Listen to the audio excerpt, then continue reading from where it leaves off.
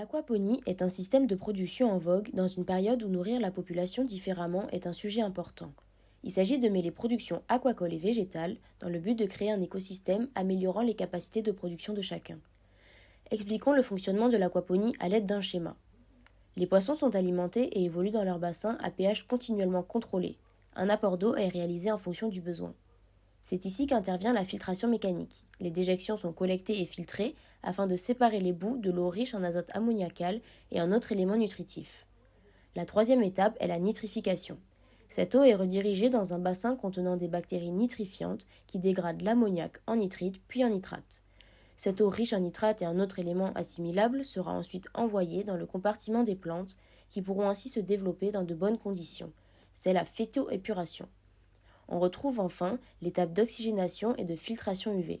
Une fois ces nutriments consommés par les cultures hors sol, l'eau sera remise en circulation dans le bassin des poissons après un traitement UV et une aération ou oxygénation.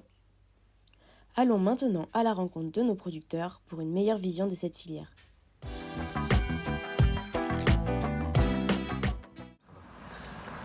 L'aquaponie pour moi c'est l'une des solutions à une révolution agricole que l'on doit mettre en place. Alors le premier avantage pour moi c'est au point de vue écologique, le système aquaponique, le process de production qui permet des grosses économies d'eau et d'engrais. Le deuxième ce serait l'avantage qualitatif, le circuit court, la possibilité de valoriser des ressources de chaleur, de CO2, de foncier qui ne sont pas destinés à l'agriculture. Le troisième, ça serait au niveau social, c'est quelque chose qui permet de créer de l'emploi non délocalisable. Et le dernier, ça serait au niveau de la qualité, ça nous permet de faire des produits de très haute qualité en circuit court et sur demande.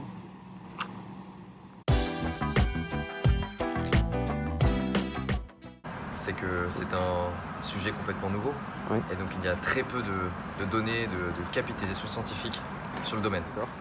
Deuxième inconvénient, c'est qu'aujourd'hui la plupart des consommateurs de produits frais ne savent pas qu'on peut trouver une agriculture responsable, raisonnée et qui ne soit pas labellisée bio, comme l'aquaponie par exemple. Troisième inconvénient, tout le système réglementaire qui reste encore très peu adapté à ce nouveau type d'agriculture et qui doit forcément évoluer.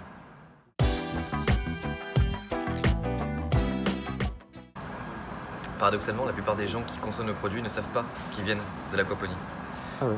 C'est même pas d'ailleurs un argument qu'on met en avant. Le premier argument qu'on met en avant, c'est le fait que ce soit local. Deuxième chose, c'est que ce soit sans phytosanitaire. Donc on est content de voir que ça se démocratise un petit peu et que les gens commencent à s'intéresser à ces techniques de culture un peu nouvelles.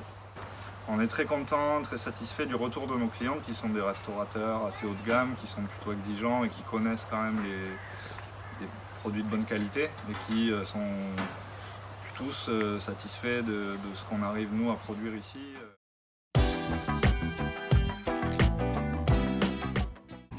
Mais ce qu'on sait aujourd'hui, c'est qu'il y a une vingtaine de fermes qui sont déjà en production en France en aquaponie, qui sont plutôt sur un modèle low-tech, de petite taille.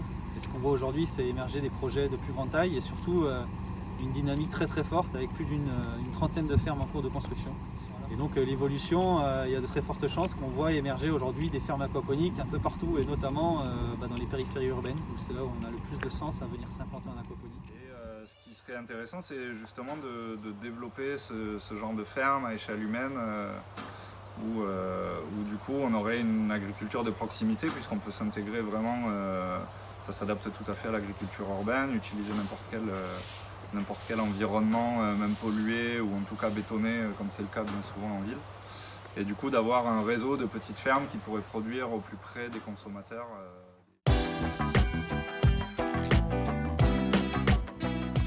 Sauver les aquaponiculteurs, manger des blettes. Longue vie à l'aquaponie. Parce que nous on fait ce que nous on aime.